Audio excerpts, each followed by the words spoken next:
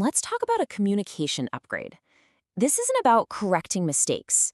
Think of this more like adding some really powerful new tools to your toolkit, a software update for your already fluent English, designed for some big impact.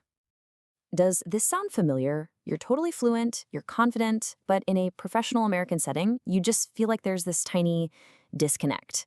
Well, if that's you, you are definitely not alone. And the fix? It's probably way simpler than you think.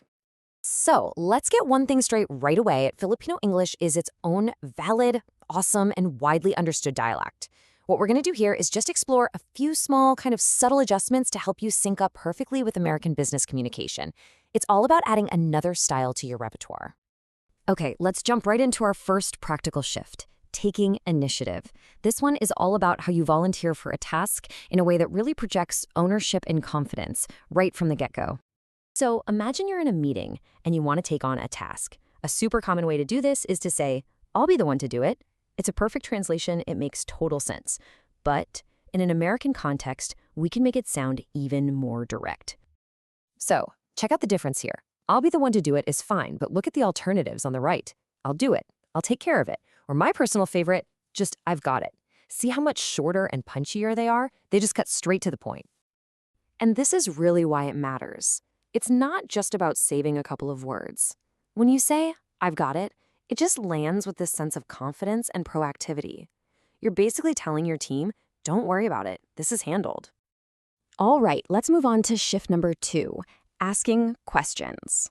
Now, this one is really interesting because it's less about the words you're saying and more about the music of your speech, especially when you're just looking for a quick confirmation. So, for example, you might say something like, the meeting is tomorrow, right? That's a classic tag question. It's grammatically perfect, totally clear, but there's a more common and subtle way you'll hear native speakers do this. The upgrade here is so cool because you're not actually changing the words at all. You're just changing the tune of the sentence. Instead of tacking on that right at the end, you turn the whole statement into a question, just with your voice. Just listen to the difference. The meeting is tomorrow? See that little lift at the very end? That rising tone does all the work of right, but it sounds a little more fluid, a little more natural in the flow of conversation. It's a small tweak with a really big payoff.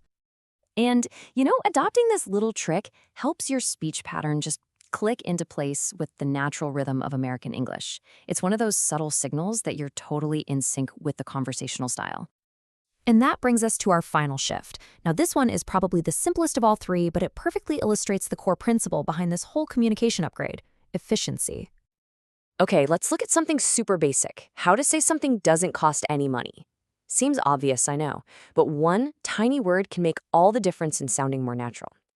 So a very common way to say this is, it's for free, but the standard American English version is simply, it's free. Yep, the whole upgrade is just dropping one little unnecessary word. So why? Why drop the 4? Well, it all comes down to this idea of redundancy. The word free already means at no cost or for no money. So when you add 4, you're kind of saying the same thing twice.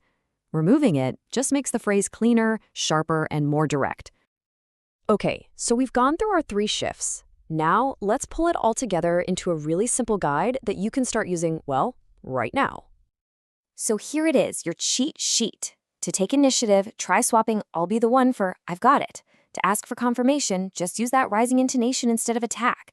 And when something costs nothing, just say it's free. Simple, right?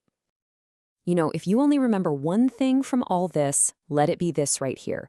All 3 of these shifts are driven by the same idea. In American business communication, directness and being concise are really, really valued. It signals clarity, it signals confidence, and, frankly, respect for the other person's time.